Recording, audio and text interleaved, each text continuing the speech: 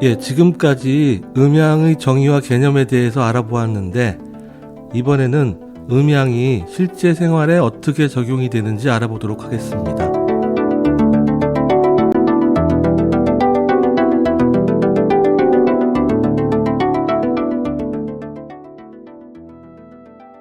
일반적으로 밝음이 양이고 어둠이 음이라는 것, 그리고 나아가는 것과 동적인 것이 양이고 나아가는 것을 막아서 쉬도록 하는 것과 정적인 것이 음이라는 것은 음양의 불변적인 개념이라고 볼 수 있습니다. 그런데 이러한 개념이 실제 사람이나 사물에 적용이 될 때에는 가변적으로 반영이 되기도 합니다. 가령 산을 기준으로 보면 오전에는 동쪽이 서쪽에 비해 해가 더 잘 비치므로 동쪽이 양이고 서쪽이 음이지만 정오를 지나 오후로 가면 서쪽이 동쪽보다 해가 더 잘 비치므로 서쪽이 양이고 동쪽이 음으로 바뀌게 됩니다. 그런데 전체적인 시간의 흐름과 인간의 활동으로 본다면 오전이 먼저이고 오후가 나중입니다. 즉 먼저 점점 밝아지면서 위로 자라나고 앞으로 나아가는 경향이 강한 오전의 성질이 양이고 점점 어두워지면서 들어와서 쉬는 경향이 강한 오후의 성질이 음입니다. 고로 오전이 양이고 오후는 음이라는 개념은 음양의 불변적인 개념입니다. 하루 중 밤, 낮의 시간은 장소와 계절에 따라 변하지만 편의상 낮이 12시간이고 밤이 나머지 12시간이라고 놓고 보면 대체적으로 밤과 낮이 번갈아 나타나는 것이 절대적이고 불변적인 음양이 됩니다. 물론 이것 또한 밤이 계속 밝은 백야나 낮에도 어두운 극야 같은 현상으로 인해 일부 지역에서는 불변성의 개념이 잠시 무너지게 되기도 합니다. 그러나 밤과 낮의 길이가 늘었다 줄었다 변하면서도 1년으로 보면 평균적으로 반반의 비율을 유지하면서 서로 조화를 이루는 것이 이상적인 중도에 맞는 음양의 변화라고 볼 수 있습니다. 이러한 24시간을 기준으로 한 절대적인 음양의 시간 개념 안에서 밝은 낮 동안의 시간인 12시간을 또 반으로 나누어 볼 수 있는데 앞서 설명한 산을 중심으로 한 해의 이동에 따르는 빛의 변화에서처럼 공간적으로 동쪽은 오전에는 양이고 오후에는 음이 되는 반면 서쪽은 오전에는 음이고 오후에는 양이 되는 것입니다.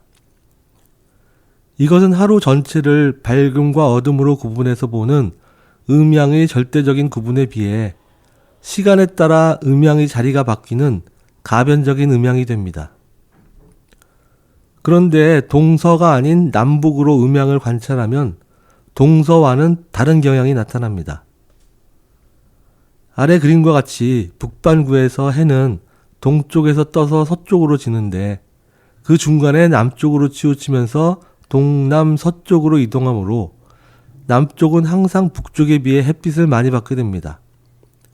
고로 북반구에선 남쪽은 항상 북쪽에 비해 양에 속하게 되는 것입니다.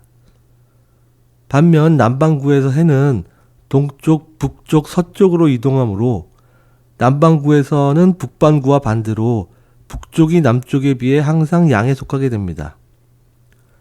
즉 음양이라는 속성이 변치 않고 오래 유지되는 불변적인 것도 있고 시간에 따라 변하는 가변적인 것도 있는 것입니다.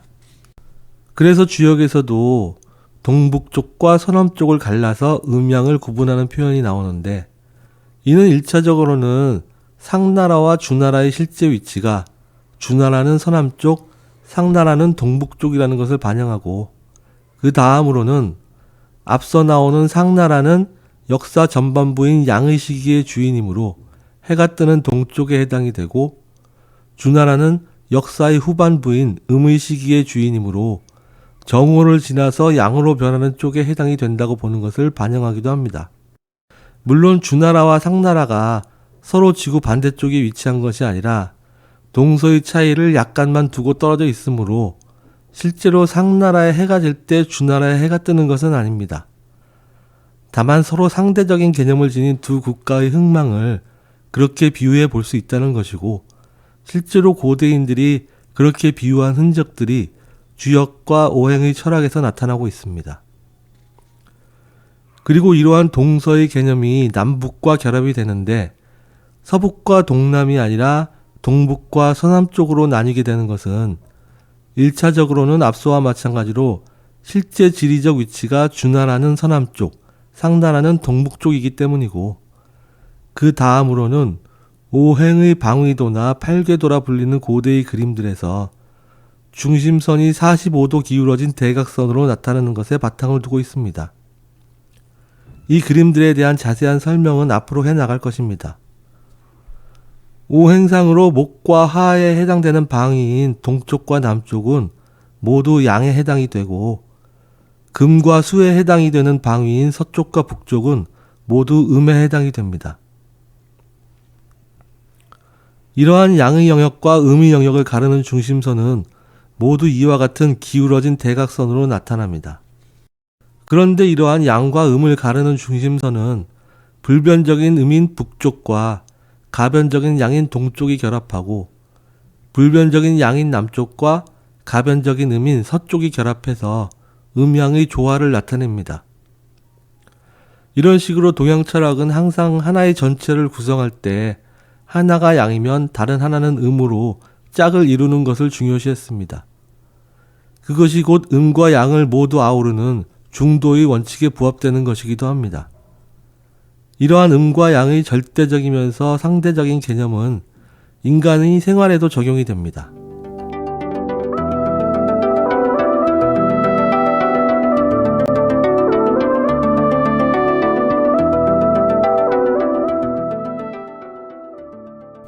고대인들은 왕을 양으로 보고 신하를 음으로 보았습니다.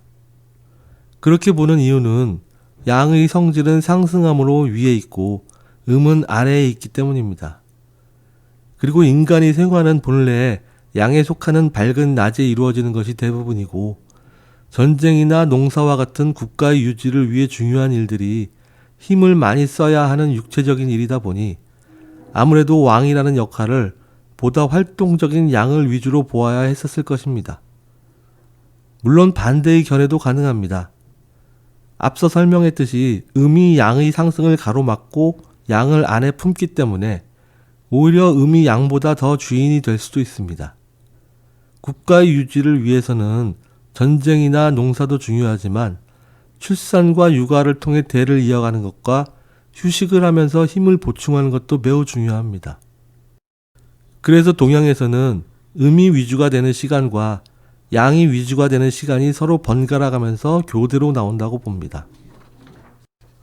마치 숫자도 홀수와 짝수가 번갈아 나오는 것과 같습니다. 이것을 고대인들은 일음, 일양, 위지, 도라고 불렀습니다. 즉 한 번은 음이고 한 번은 양인 것을 일러 도라고 한다는 뜻입니다. 이러한 음양의 주도권 교체에 대한 개념은 주역의 여러 궤들에서 잘 나타나는데 이는 나중에 각각의 궤들에서 설명하겠습니다. 앞선 왕조인 상나라가 왕인 시기에 주나라는 신하였고, 주나라가 왕위에 오르면서 상나라는 신하의 지위로 내려가게 됩니다. 상나라가 왕인 시기는 주나라가 왕인 시기보다 먼저 오므로 양의 시간에 속하고, 이는 오전이 항상 양인 것처럼 불변적인 양에 해당이 됩니다. 그 시간에 상나라는 왕인 양이었고 주나라는 신하인 음이었습니다. 왕과 신하는 고정된 것이 아니라 시간에 따라 변하는 상대적인 것이므로 이 시기에 상나라가 왕이라는 것은 가변적인 양을 말하고 주나라가 음이라는 것은 가변적인 음을 말합니다. 그러나 상나라가 망하고 주나라가 왕위에 오른 역사의 후반부인 음의 시기는 어두운 밤이 항상 음에 해당이 되듯 불변적인 개념의 음에 해당이 됩니다. 낮과 밤은 바뀔 수 없지만 왕과 신하는 서로 바뀔 수 있으므로 여기서 주나라가 왕인 것은 가변적인 양이고 상나라가 신하인 것은 가변적인 음입니다. 그래서 주나라 사람들은 상나라를 양의 시기의 주인으로 보았고 본인들은 음의 시기의 주인으로 보았습니다. 이에 대한 보다 자세한 근거와 자료들은 제 책을 참조하시기 바랍니다. 모든 내용들을 다 설명하려면 거의 논문과 같은 글들이 되어버리기 때문에 본 동영상에서는 되도록 복잡한 근거들은 피하고 결론을 위주로 설명을 할 것입니다. 결국 주나라는 역사의 흐름에서 음의 시기의 주인인 양의 자리를 차지한 존재인 것입니다. 이는 다음과 같은 그림을 참고해서 봐야 합니다.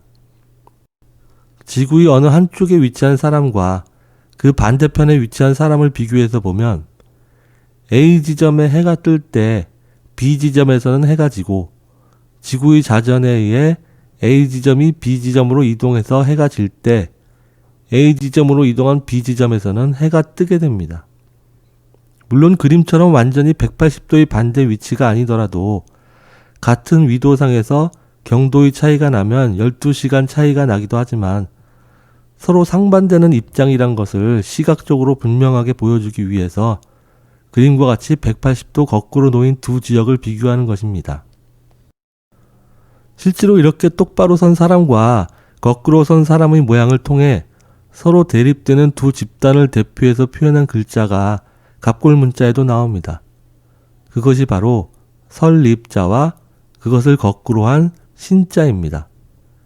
이 신자를 거꾸로 선 사람이 아니라 무기의 모양을 표현한 상형자라고 해석하는 경우가 일반적인데 이는 매우 잘못된 해석입니다. 보다 자세한 해석과 근거들은 제 책 해와 달의 노래 주역을 참조하시기 바랍니다. 밝은 낮이 양이고 어두운 밤이 음이므로 A가 낮이고 양일 때 B는 밤이고 음이라면 B가 낮이고 양일 때 A는 밤이고 음이 됩니다. 즉 하나의 존재가 한 번은 양이었다가 다음번에 음으로 변하는 것을 계속 반복하게 됩니다. 이는 음양의 가변적인 속성입니다. 다시 정리하자면 먼저 양의 자리를 거쳐간 상나라는 나중에 양의 자리를 차지한 주나라에 비해서 앞서간 세대이고 앞서간 세대는 뒤에 따라온 세대보다 양에 속합니다. 즉 시간적인 선후를 기준으로 본다면 상나라는 항상 양이고 주나라는 항상 음이 됩니다. 이것은 음양의 불변적인 속성입니다. 이는 앞서 북쪽과 남쪽을 비교할 때 남쪽이 항상 양이고 북쪽이 항상 음인 것과 같습니다. 한편 주나라와 상나라가 서로 왕위를 교체하면서 양이 음으로 되고 음이 양으로 되는 것은 음양의 가변적인 속성입니다. 이는 앞서 동쪽과 서쪽을 비교할 때 오전에는 동쪽이 양이었다가 오후에는 음으로 변하는 것과 같습니다. 이는 하루 중 해가 비치는 낮 동안의 시간을 기준으로 본 것이고 하루 전체를 본다면 이 그림과 같이 A 지점이 낮이면 B 지점이 밤이고 A 지점이 밤이면 B 지점이 낮이 되는 것과도 같습니다. 그래서 음양 오행에서 서쪽에 해당되는 금의 속성이 해가 지는 저녁 시간에 해당이 되지만 그 색은 가장 밝은 하얀 백색으로 나타나는 것은 그것이 상대적으로 볼 때는 지구 반대편에 해가 뜨는 새로운 세상의 새로운 주인이 출현하는 것을 상징하기 때문입니다. 고로 주나라가 왕위에 오른 것은 고대 사회에서 왕의 역할과 관련되어 주나라가 새로운 양의 자리를 차지한 것이고 이 그림에서처럼 B 지점에 해가 뜬 시간에 해당이 되지만 주나라는 본래 시간의 흐름상으로 보나 서쪽이라는 공간적 위치상으로 보나 상나라에 비해서 절대적으로 음에 속하는 국가입니다. 그러므로 주역에서 왕의 덕을 논할 때에도 포용이나 화해와 같은 음적인 속성을 강조합니다. 앞서 말했듯이 실제로 주나라와 상나라가 지리상으로 지구 반대쪽에 위치한 것은 아닙니다. 다만 그러한 자연적인 현상에서 나타나는 대비를 인간의 생활에 비유해서 표현한 것입니다.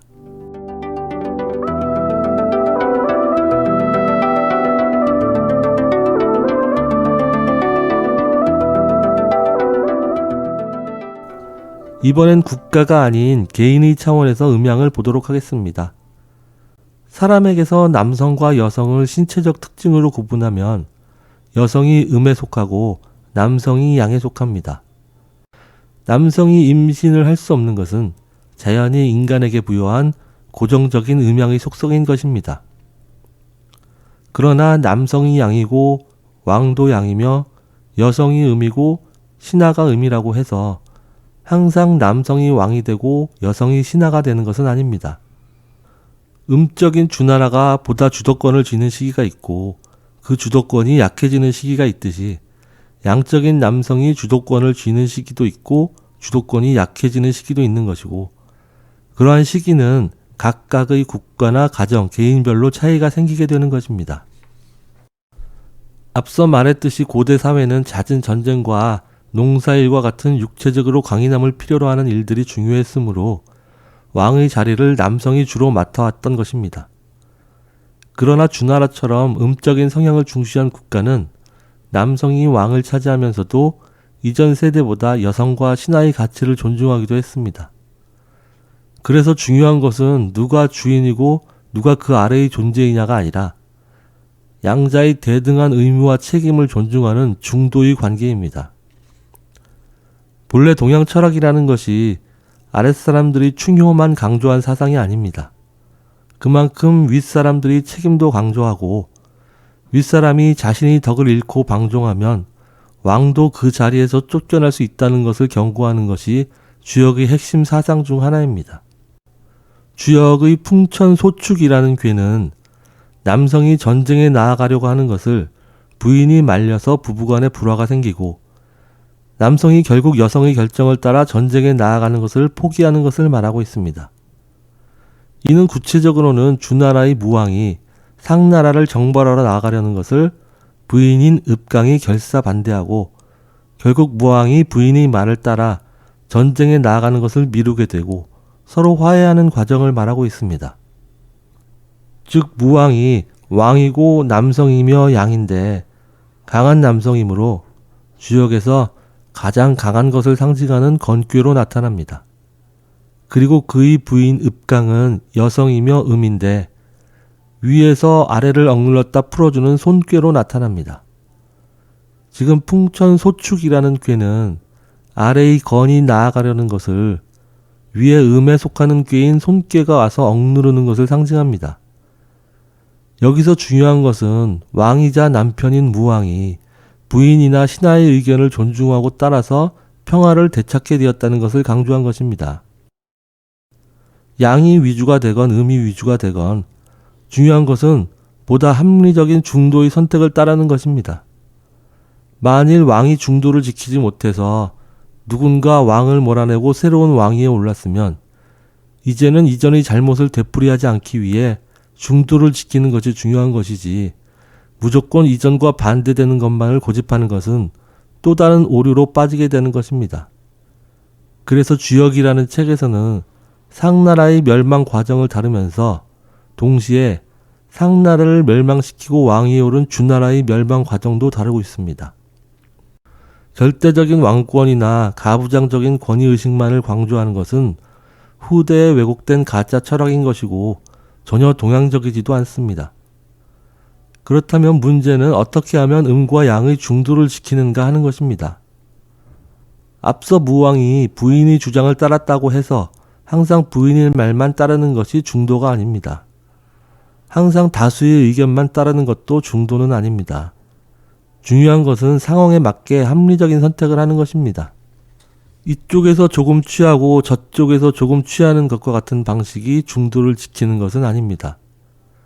물론 간혹 그것이 해답일 수도 있겠지만 그것이 중도의 핵심은 아닙니다. 그렇게 하다 보면 양쪽 모두에서 소외되는 부분이 생기게 되기 때문입니다.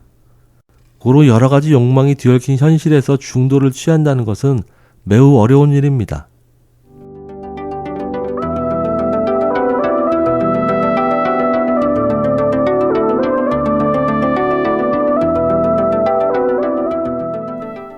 숫자로 비유하면 1과 2의 중도는 그 중간인 1.5라고 볼 수도 있지만 고대 동양인들이 사상에서 1과 2의 중은 1.5가 아니라 1과 2를 합친 3에 해당이 됩니다. 즉 중이란 단지 두 개념 사이의 중간이 아니라 그 중간의 가장 높은 곳에서 양쪽을 포괄하는 개념을 뜻하는 것입니다. 이러한 개념은 그림과 같은 지붕의 용마루라고 불리우는 구조로 표현이 되기도 합니다. 이 용마루를 극이라고 부르는데 홍범이라는 고대 주나라 초기 문서에서는 중의 개념을 극이라고 부르고 있기도 합니다.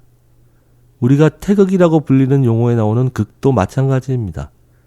이 극은 음과 양을 합친 것이지 양에서 반을 취하고 음에서 반을 취한 것이 아닙니다.